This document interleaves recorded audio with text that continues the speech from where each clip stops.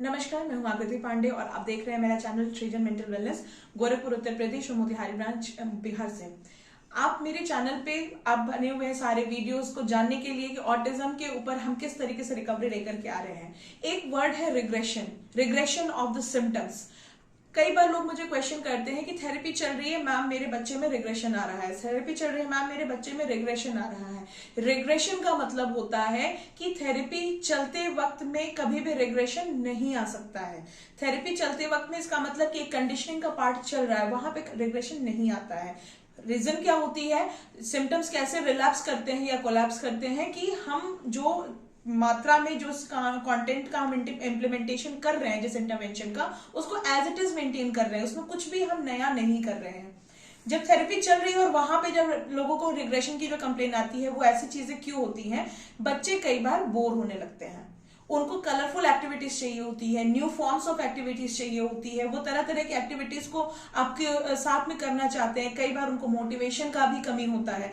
बच्चे कई बार एक ही चीज को करते करते रहने के बाद ना उनको मोटिवेशन नहीं मिलता है, वो नहीं करना चाहते हैं, तो लोगों को लगता है कि मेरा थेरेपी रिग्रेशन में जा रहा है। रिग्रेशन नहीं होता है। ये रिग्रेशन तब होता है जब सारे सिम्टम्स जैसे एज इट इज आपने थेरेपी स्टार्ट करने के पहले जैसे स्टार्ट हुआ था, अगर एज इट इज हो रहा है तब वो रिग्रेशन है। रिग्रेशन का मतलब ये बिल्कुल भी नहीं होता है कि बच्चा किसी चीज को फिर से करना बंद कर दे, तो इसको रिग्रेशन नहीं कहते हैं।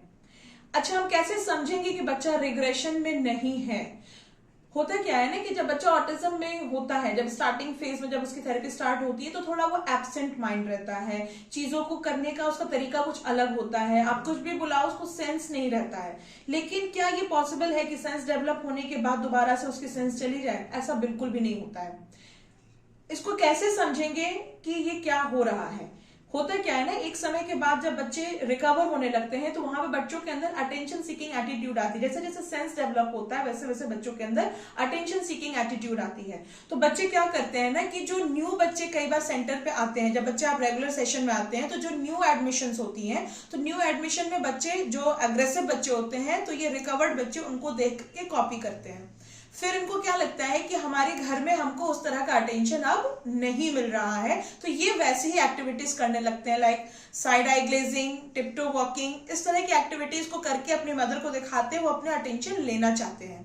लेकिन आप कभी भी ऐसे एक्टिविटीज में जरूर ध्यान दीजिएगा कि बच्चा आपको देख करके, आपके एक्सप्रेशंस को देख करके ही रिएक्ट करता है। जिस वक्त आप उनको नहीं देख रहे होते हैं, उस वक्त वो चीजें वो नहीं करता है। तो ऐसी चीजों को जरूर देखना चाहिए। रिग्रेशन वर्ड यूज करना और रिग्रेशन से पैनिक होना, ये हमारा सॉल्यूशन नहीं है। बीइंग अ पेरेंट, आप बच्चे के साथ ज्यादा टाइम तक रहते हैं। कभी भी बच्चा 1 घंटा 1.5 घंटा थेरेपी सेंटर पर रहता है और उसके बाद पूरे टाइम वो आपके साथ रहता है, तो आपको इन सारे बिहेवियर्स को भी देखना जरूरी है कि वो अटेंशन सीकिंग है या रिग्रेशन है। दोनों में बहुत बड़ा डिफरेंस है और इसको समझना पेरेंट्स को ही होगा। और आप अपने एक्सपर्ट से बात करिए, वो आपको सारी चीजों को समझाएंगे। बीइंग इन साइकोलॉजिस्ट, मैं ये जरूर बताऊंगी कि जब कंटिन्यूस थेरेपी चलती रहती है, तो वहां पर रिग्रेशन नहीं आता है, वहां पर अटेंशन सीकिंग एटीट्यूड आती है और लैक ऑफ मोटिवेशन आता है। और इन सब चीजों के ऊपर जब वर्क करता है एक्सपर्ट, तो फिर से आपकी प्रॉब्लम का सॉल्यूशन हो जाता है। बच्चे कई समय तक, लंबे समय तक एक ही तरह का टास्क करके भी ऊब जाते हैं, तो भी उस पर वो रिस्पॉन्स करना बंद कर देते हैं। तो टास्क चेंज, उनकी एक्टिविटीज को चेंज, रैंडमाइजेशन भी इसका सॉल्यूशन है और हम इस तरीके से अपनी चीजों से वापस हो सकते हैं। रिग्रेशन का मतलब हुआ कि वापस से बच्चा उसी स्टेज पे जहां पर बच्चा पहले था।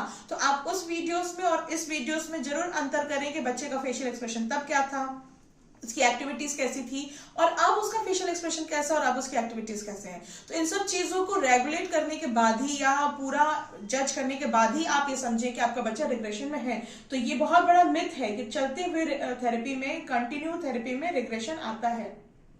ऐसा नहीं होता है।